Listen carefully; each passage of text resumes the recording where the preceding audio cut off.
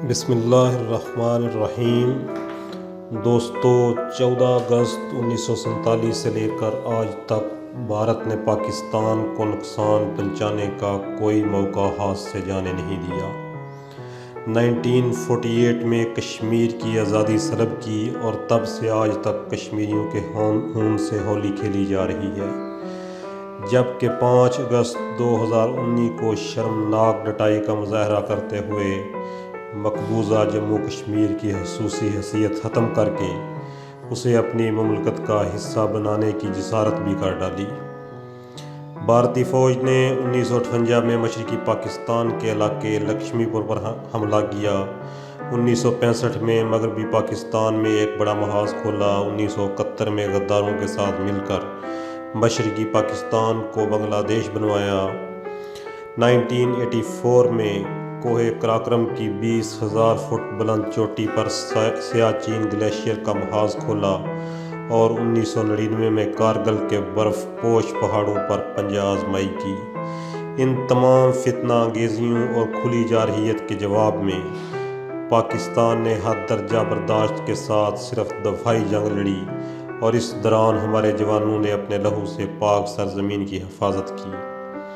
وطن عزیز کے لیے شجاعت اور بہادری کا فقید المثال مظاہرہ کرنے والے جہاں باز مجاہدوں کو حکومت پاکستان مختلف اعزازات سے نوازتی ہے، ان میں نشان حیدر سب سے بڑا فوجی اعزاز ہے جو بعد از شہادت دیا جاتا ہے اور اب تک 11 شیر دل جوانوں کو دیا جا چکا ہے۔ آج سے چند روز بعد 6 ستمبر کو یوم دفاع منایا جا رہا ہے، جبکہ ایک بار پھر بھارتی جارحیت خطے کے امن کے در پہ ہے، لہٰذا اس موقع پر ہمارے کل کے لیے اپنا آج قربان کرنے اور نشان حیدر کا اعزاز حاصل کرنے والے قومی ہیروز کی لازوال داستانیں پیش خدمت ہیں۔ دوستو، نمبر 1 پر ہیں کیپٹن راجہ محمد سرور شہید۔ بھارتی فوج نے جولائی 1948 سے ایک شب پاکستان کی شہر کشمیر پر واقع اوڑی کی سب سے بلند چوٹی پر قبضہ کر لیا۔ دفاعی نقطہ نظر سے اہمیت کی حامل اس چوٹی سے بھارتی فوج کا قبضہ ختم کروانے کی ذمہ داری پنجاب ریجمنٹ کو سونپی گئی۔ جب کیپٹن راجہ محمد سرور کو اس بات کا علم ہوا تو انہوں نے اس مہم کے لیے خود کو پیش کر دیا۔ 27 جولائی 1948 کو نماز تہجد کی ادائیگی کے بعد کیپٹن سرور اپنے ساتھیوں کے ساتھ مہم پر روانہ ہوئے۔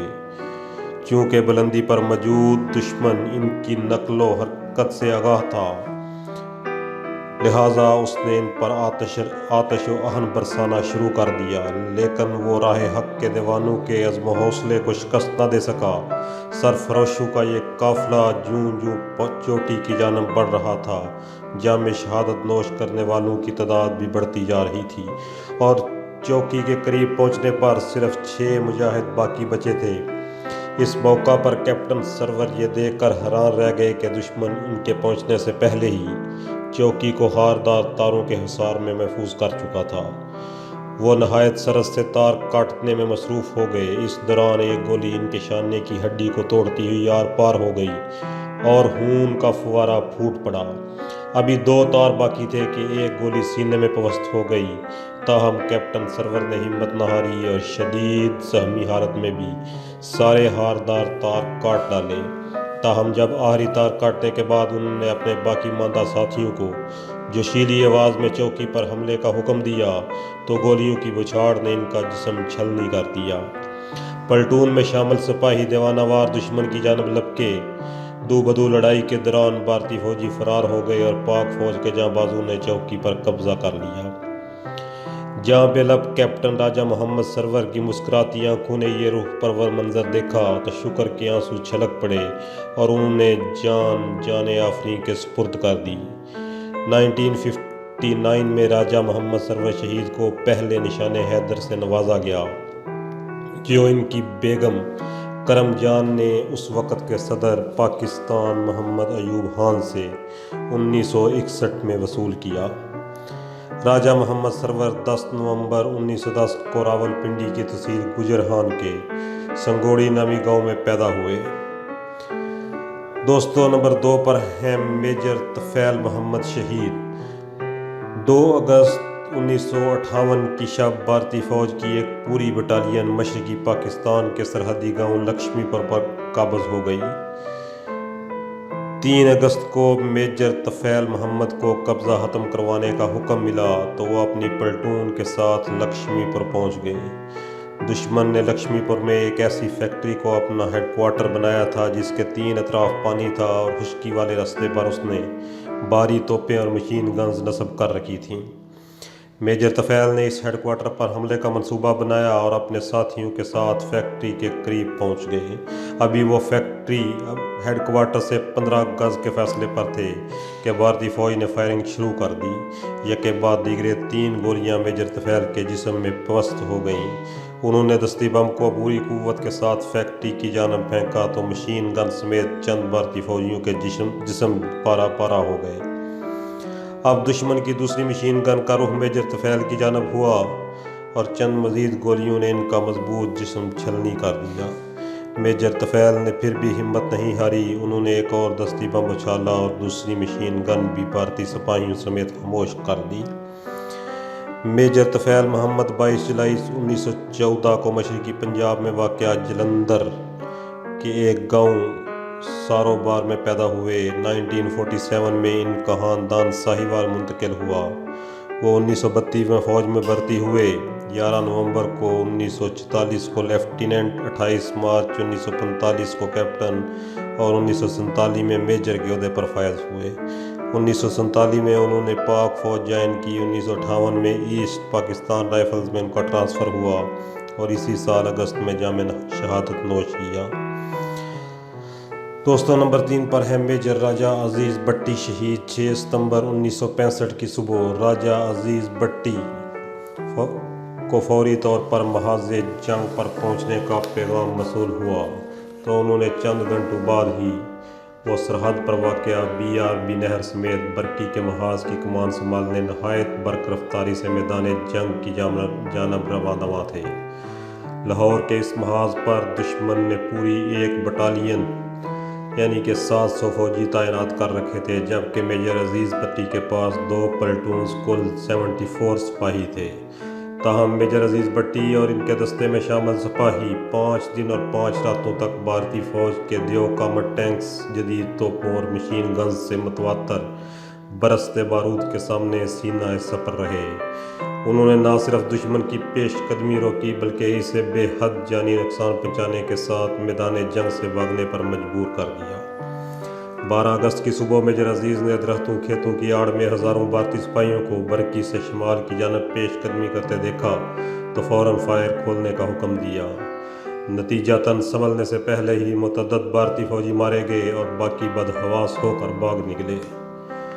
दुश्मन को पसपा करने के बाद मेजर अजीज़ ने शुक्राने के नफल अदा किए और एक मरतबा फिर दूरबीन लेकर नहर के पुश्ते पर चढ़ गए ताकि दुश्मन की पोजीशन का अंदाज़ा लगाया जा सके। दोस्तों, वो दुश्मन की नकलो हरकत का जायज़ा ले रहे थे कि अचानक तोप का एक गोला इनके सीने पर आ लगा और वो मुंह के बल नीचे गिर गए। सिपाही दौड़ते हुए इनके पास पहुंचे तो देखा कि वो फ़र्ज शनासी, हुब्बुल वतनी, दिलेरी और शुजाअत की एक नई तरीह रकम करके अपने रब के दरबार में हाज़िर हो चुके हैं। बाद अज़ां हुकूमत पाकिस्तान ने मेजर अजीज़ भट्टी शहीद को निशान हैदर दिया तो पाकिस्तानी कौम ने इन्हें महाफ़िज़ लाहौर के खिताब से नवाजा। दोस्तों,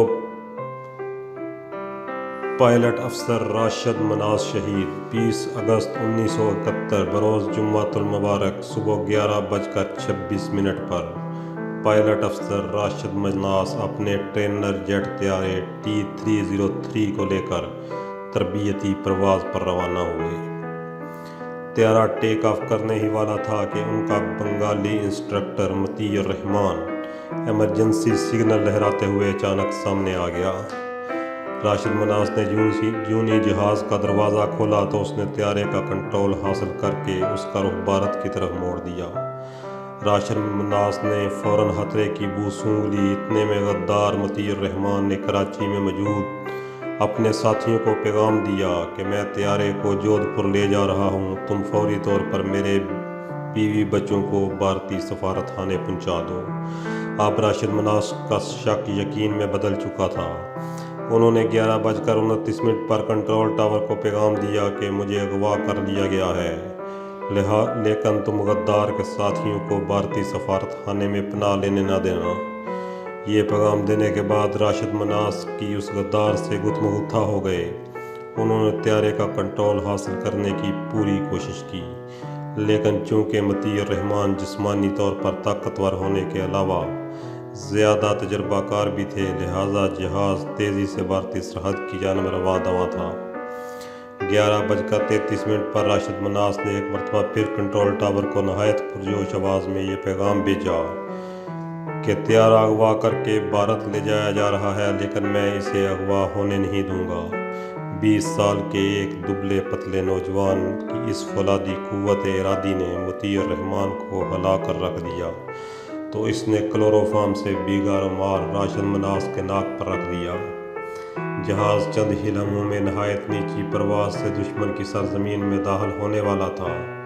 راشد مناس نے کلوروفارم کے اثر سے بچنے کے لیے اپنی ناک سختی سے بند کر لی، پھر نعرہ تکبیر بلند کرتے ہوئے برق رفتاری سے جہاز کے لیور پر جھپٹے اور پوری قوت سے اس کا رخ زمین کی جانب کر دیا۔ جہاز کو تیزی سے نیچے جاتا دیکھ کر غدار مطیع الرحمان کے اوسان ہتا اور چہرہ سیاہ ہو گیا، جبکہ راشد مناس کے معصوم نورانی چہرے پر ایمان افروز مسکراہٹ پھیل گئی۔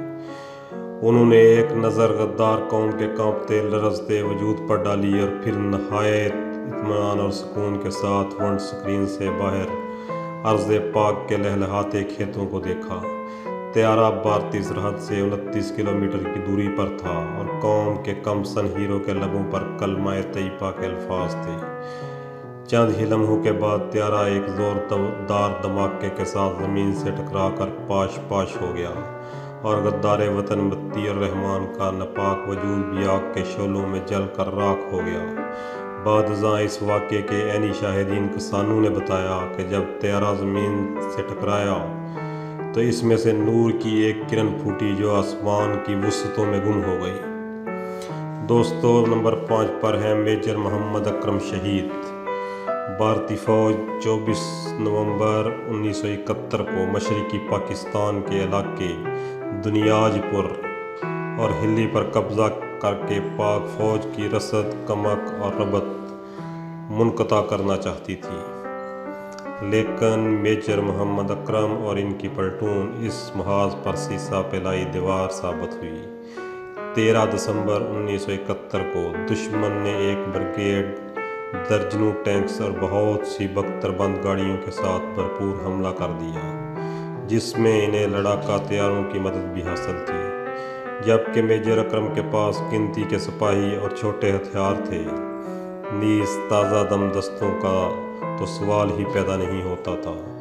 تاہم اس نازک مرحلے پر میجر محمد اکرم کی بہترین جنگی حکمت عملی نے دشمن کے فوج کو ناکوں چنے چبوا دیے۔ پوزیشن بدل بدل کر حملہ کرنے سے بھارتی فوج کئی روز یہی سمجھتی رہی کہ اس محاذ پر پاکستانی فوج بڑی تعداد میں موجود ہے۔ پھر ایک وقت آیا کہ میجر اکرم کی پلٹون نے مکمل خاموشی اختیار کر لی۔ دشمن سمجھا کہ پاکستانی فوج نے پسپائی اختیار کر لی ہے، تاہم بھارتی فوج نے جونی پیش قدمی شروع کی، میجر اکرم اور ان کے ساتھیوں نے اس پر گولیوں کی بوچھاڑ کر دی۔